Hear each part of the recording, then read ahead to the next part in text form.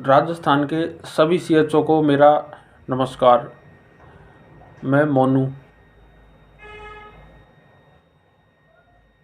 मैं अलवर में शाहजहाँपुर ब्लॉक में पोस्टेड हूँ और काफ़ी दिनों से सीएचओ के काफ़ी मुद्दे हैं जो अक्सर आते हैं और दब जाते हैं। उनका सॉल्यूशन कोई भी सीएचओ का लीडर या फिर यूनियन तो अभी तक बनी ही नहीं है। राजस्थान में 1 साल होने को जा रहा है और वो जो सभी मुद्दे हैं जो जो भी सीएचओ को काम दिए जाते हैं जो उनके इंडिकेटर के अकॉर्डिंग नहीं है, मतलब एक तरीके से वो थोपे जाते हैं सीएचओ के ऊपर। और उनको कुछ सीएचओ हैं जो इस चीज़ का विरोध नहीं कर पाते हैं और उस काम को करने लग जाते हैं। इससे जो बाकी के सीएचओ हैं उनके ऊपर गलत इफेक्ट जाता है, उससे नेगेटिव फीडबैक जाता है। कर्मचारी ये कहता है उसको कि वहाँ के कर रहे हैं, आपको भी कराना है ये काम। फिलहाल में मेन मुद्दा चल रहा है डॉक्यूमेंट्स की स्क्रीनिंग करवाने का। तो मैं सभी सीएचओ से ये निवेदन करना चाहता हूँ, काफ़ी ज़िले हैं जहाँ पर सीएमएचओ कोऑपरेट कर रहे हैं और वो स्क्रीनिंग करवाने के लिए सीएचओ को बिल्कुल भी फोर्स नहीं कर रहे, जबकि कुछ ज़िले हैं, कुछ ब्लॉक्स हैं, वहाँ पर सीएचओ को बार बार बोला जा रहा है कि आप स्क्रीनिंग करवाओ, नहीं तो आपके खिलाफ़ कार्रवाई हो जाएगी। और इस दबाव में आकर कुछ सीएचओ हैं जो कि स्क्रीनिंग करवा रहे हैं, कुछ हैं जो कि पहले जिनको पता ही नहीं है, वो उन्होंने तो रूल पढ़ा ही नहीं और स्क्रीनिंग करवा दी पहले ही। जबकि कुछ हैं वो अब भी करवा रहे हैं। कुछ सीएचओ हैं जो बिल्कुल इस चीज़ का विरोध कर रहे हैं कि हम नहीं करवाएंगे। मतलब उनका एक डिसीजन है कि नहीं करवाना, मतलब नहीं करवाना। जब तक कि एनएचएम कोई अलग से आदेश ना निकाले, कोई ऑर्डर ना निकाल दे, जब तक कि स्क्रीनिंग नहीं करवाएंगे। कहीं पर भी देख लो, अदर राज्य के सीएचओ, राजस्थान के सीएचओ, राजस्थान की जो भर्ती हुई थी सीएचओ की, उसमें शुरू से ही कुछ ना कुछ अपवाद आ ही रहा है। भर्ती में देख लो 16 पड़े, उसके बाद में कोविड में लगा दिया। फिर क्या किया, कोविड में बोला कि आपका 6 महीने का जो ट्रेनिंग है वो इसी में ऐड कर देंगे। भाई ठीक है, इसमें करवा दो, ज्वाइनिंग करवा दिया। उसके बाद में ट्रेनिंग करवा दी, सारा ट्रेनिंग फंड अटकवा दिया। राजस्थान के आधे बच्चे ऐसे हैं जिनका ट्रेनिंग फंड 10,000 मिला, कुछ हैं जिनको 50,000 मिला, कुछ हज़ार एक स्टूडेंट का अब भी अटका पड़ा है। तो राजस्थान सरकार चाहती क्या है भाई? या और दूसरा, ये सीएचओ भी ऐसे ही हो गए, सीएचओ साथी जो इस चीज़ का विरोध नहीं करते हैं, और जो विरोध करते हैं उनकी टांग खिंचाई होती है कि वो ऐसा क्यों कर रहे हैं। भाई तुमको परमानेंट इस तरीके से तो होंगे नहीं जैसे आप कर रहे हो। अदर राज्य में हालात देख लो, एमपी में हुआ है, आपने सब ने देखा है खूब। वहाँ के सीएचओ एक यूनियन बनाई है मजबूत, और उसमें इस चीज़ का विरोध कर रहे हैं और उनको परमानेंट कर देंगे कुछ दिनों में। हरियाणा में बढ़िया काम हुआ है। महाराष्ट्र के अंदर 3-4 यूनियन बनी हुई हैं और सबसे बेस्ट काम हो रहा है प्रेजेंट टाइम पर।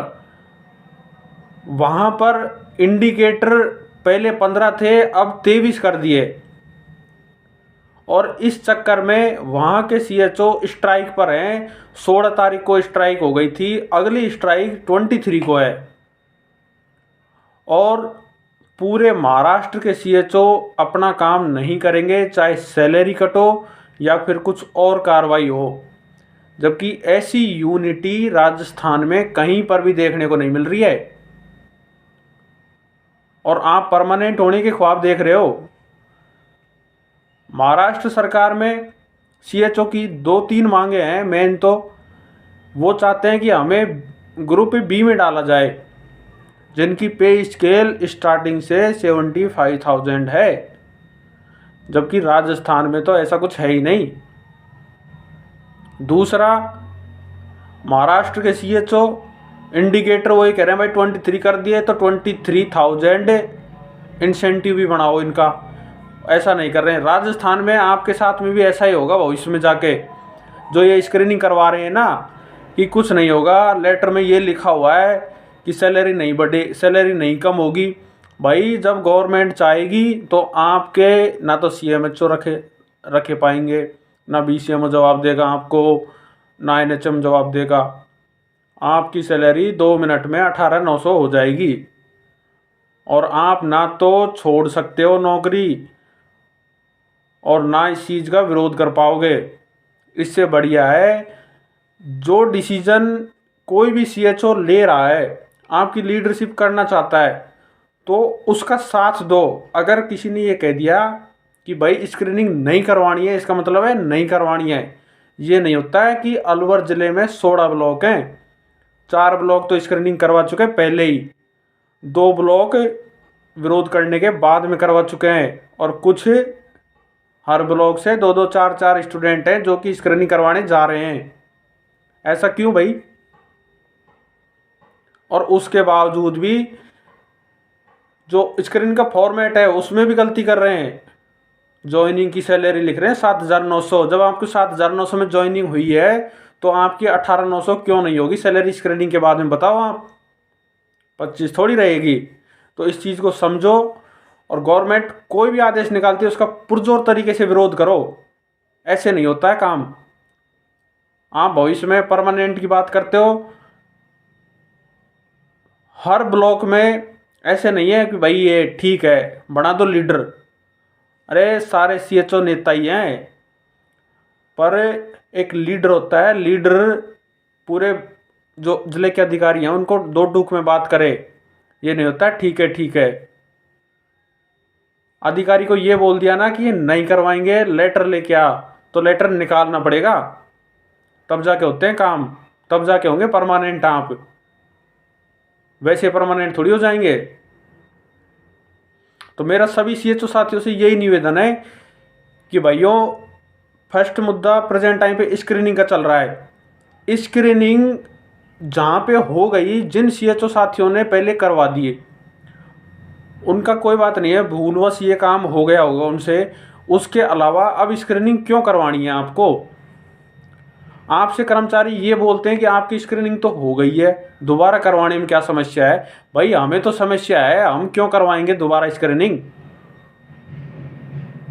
आपके पास में टाइम फालतू है, आपके पास में पैसे फालतू हैं, आपके पास में चक्कर काटने के लिए आपको गवर्नमेंट पेट्रोल देती है क्या गाड़ी भरवाने के लिए?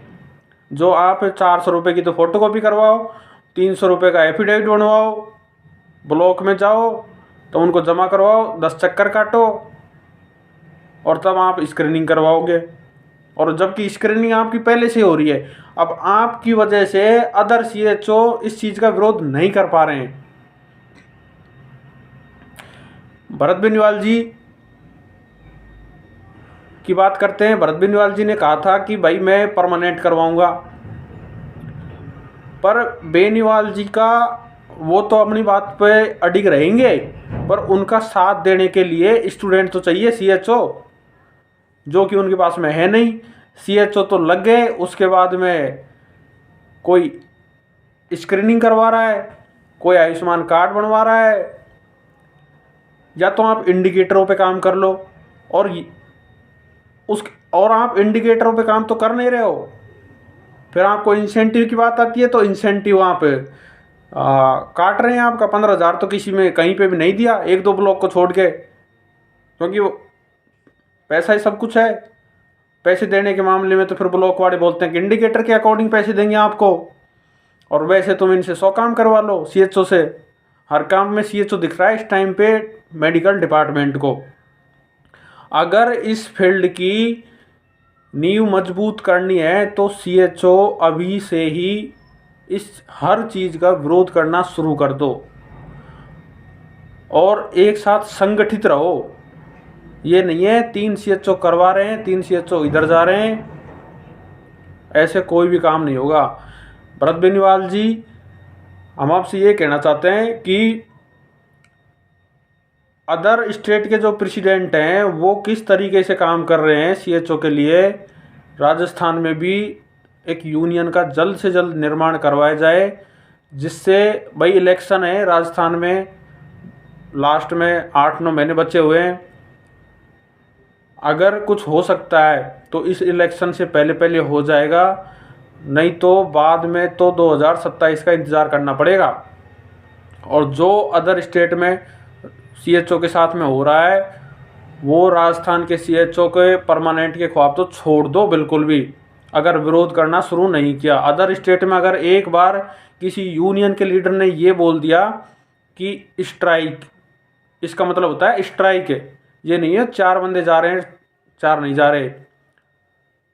कहीं पर भी ब्लॉक में CHO को बुलाया जाता है किसी भी ज्ञापन के लिए, तो वहाँ पे जाना ज़रूरी होता है। ये नहीं है कि मैं वहाँ का हूँ, मैं इतनी दूर का हूँ, मेरे को वो काम है, मेरे को वो काम है, सबको काम होते हैं।